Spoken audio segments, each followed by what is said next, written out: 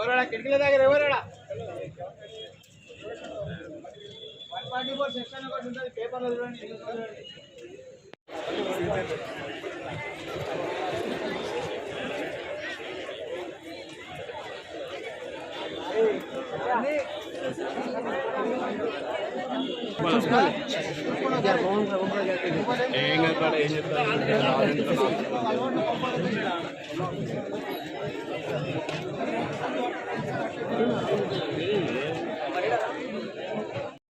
నాగర్ కర్నూలు జిల్లాలోని 10వ తరగతి పరీక్షలు ప్రారంభమైన మన డిఈఓ గోవిందరాజులో ఏర్పాటు ఎలా ఉందో తెలుసుకునే ప్రయత్నం చేద్దాం.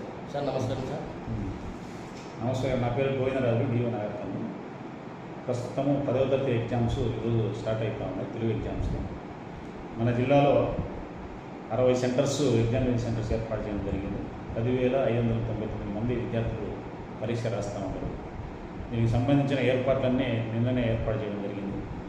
చీఫ్స్ 60 మంది చీఫ్లు, అదేవిధంగా 60 మంది డిపార్ట్మెంట్ ఆఫీసర్స్, మిగతా ఇన్విజిలేటర్స్ అందరినీ సెంటర్లు ఏర్పాటు చేయడం జరిగింది. అదే ఈ పరీక్షలు అన్ని ఎగ్జామ్స్ ఏప్రిల్ 2తో ఎండ్ అవుతాయి. ఒకటి రేపు కూడా హిందీ ఎగ్జామ్ ఉంది. మిగతా exams day by day alternative ఉంటాయి. అంటే విద్యార్థులు 10వ తరగతి విద్యార్థులు ప్రశాంతంగా ఎగ్జామ్స్ చాలా స్మూత్గా కండక్ట్ చేస్తున్నాం కాబట్టి అందరూ తమ తమ విధులను ఖచ్చితంగా నిర్వర్తించగలిగితే మనం 10వ తరగతి పరీక్షలు మన జిల్లాలో సక్సెస్ఫుల్ చేయడానికి అవకాశం ఉంది. కాబట్టి జిల్లా యంత్రాంగం కూడా మన కలెక్టర్ గారు కానీ మిగతా జిల్లా అధికారులు కానీ దీనికి సంబంధించిన అందరూ మనకు ప్రత్యేకంగా సహకారం అందిస్తూ ఉన్నారు. కాబట్టి సమస్యాత్మక సెంటర్స్ మన దగ్గర ఎక్కడ లేవు.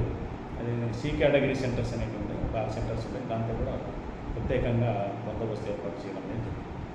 టోటల్గా మన జిల్లాలో ఎన్ని సెంటర్లు ఉన్నాయి సార్? 60 సెంటర్స్. అభ్యర్థులు ఎంతమంది? 10,599 టోటల్. ఏదేమైనా సరే ఇప్పుడు స్ట్రెంత్కి ఏమని భరోసా చేయగలుగుతారు సార్?